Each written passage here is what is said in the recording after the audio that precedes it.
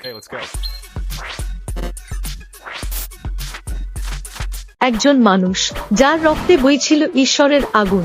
সে হারিয়েছিল পরিবার, খুঁজে পেয়েছিল প্রতিশোধ, আর প্রতিশোধ নিতে নিতে সে একে একে হত্যা করেছিল সমস্ত দেবতাদের, নিজেরই বাবা জিউস সহ। কিন্তু প্রশ্ন হলো, সে কি সত্যিই দান ছিল, নাকি ঈশ্বরদের ভুল ছিল তার জন্ম নেওয়া? আজ জানো সেই মানুষটার গল্প, যে শুধু যুদ্ধ করেনি, যুদ্ধকে নিজের জীবনে পরিণত করেছিল। এই হলো Kratos, the god who killed gods. আজকের এই স্টোরিতে আমরা সংক্ষেপে তার ব্যাকগ্রাউন্ড জানবো। ওকে গাইজ, বেশি কথা না বলি, let's begin. Okay, let's go. এক, জন্ম ও পরিবার। সে জন্মেছিল এক বীরের দেশে, এক যোদ্ধার রক্ত নিয়ে। ক্রেটোস জন্ম নিয়েছিল প্রাচীন গ্রিসে, এক অজানা অন্ধকার ইতিহাসের পটভূমিতে। তার মা ছিলেন ক্যালিস্টো, এক সাধারণ নারী, কিন্তু গর্ভে ধারণ করেছিলেন এক অস্বাভাবিক শক্তির সন্তান। তার বাবা, সে ছিল দেবতাদের রাজা, স্বয়ং জিউস। তবে পিতৃত্ব নয়, তার জন্মই ছিল এক অভিশাপ। ক্রেটোস বড় হয় এক সাধারণ মানুষ রূপে, না জেনে যে তার রক্তে বইছে ঈশ্বরের আগুন। সে ছিল এক ভাইয়ের বড় ভাই, ডিমোস, যাকে ছোটবেলায় অপহরণ করে নেয় অলিম্পাসের দেবতারা। এই যন্ত্রণা, এই হারানো ভাই, জন্ম দেয় তার হৃদয়ে এক চিরস্থায়ী ক্ষত। 2. শৈশব ও শিক্ষা জীবন। শৈশবে সে ছিল বেপরোয়া, সাহসী এবং ভয়ঙ্কর। তার কাঁধে ছিল এক যোদ্ধার ভার। স্পার্টার সৈন্য বাহিনীতে যোগ দিয়েছিল অল্প বয়সেই। ছোটবেলা থেকেই যুদ্ধই ছিল তার একমাত্র শিক্ষা, একমাত্র জীবন পাঠ। যখন অন্যরা খেলত, ক্রেটোস শিখত কিভাবে শত্রুর রক্তে ভিজিয়ে দিতে হয় যুদ্ধক্ষেত্র।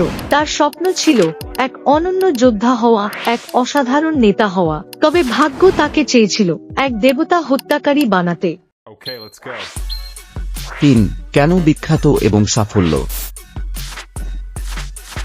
সে বিখ্যাত কারণ সে অলিম্পাসকে রক্তে রাঙিয়েছে।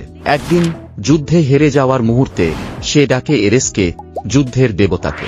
এরেস তাকে দেয় ভয়ঙ্কর বোয়েজারচেয়াস বিশৃঙ্খলা ধ্বংসের খঞ্জর, আর বিনিময়ে কেড়ে নেয় তার স্বাধীনতা।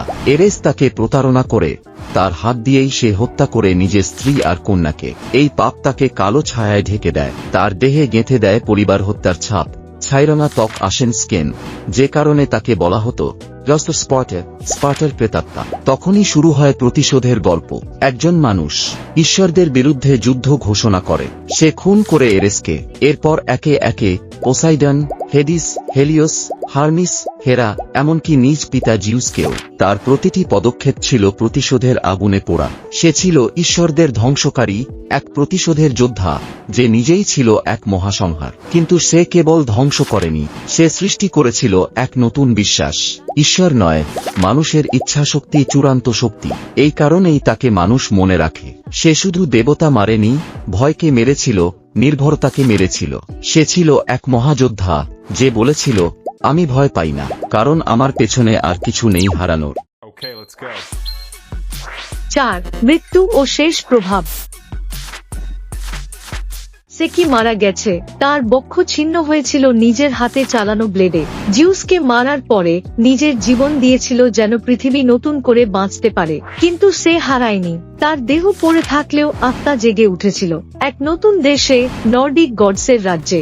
তখন সে শুধু এক খুনি নয়, হয়ে উঠেছিল এক পিতা। তার পাশে ছিল অ্যাট্রেয়াস, তার পুত্র।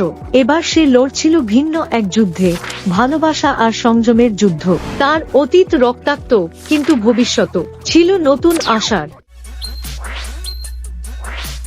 শেষ লাইন, ড্রামাটিক ক্লোজ। সে ছিল ঈশ্বরদের হাতে পোড়া এক মানুষ, আর শেষে সেই মানুষই ঈশ্বরদের সমাধি লিখে দিয়ে বলেছিল, আমি ঈশ্বরদের হত্যা করেছি, কারণ আমি জানতাম তাদের চেয়েও শক্তিশালী একজন আছি, আমি নিজের। এই ছিল ঈশ্বর হত্যাকারী ক্রেটোসের রক্তে রাঙানো গল্প।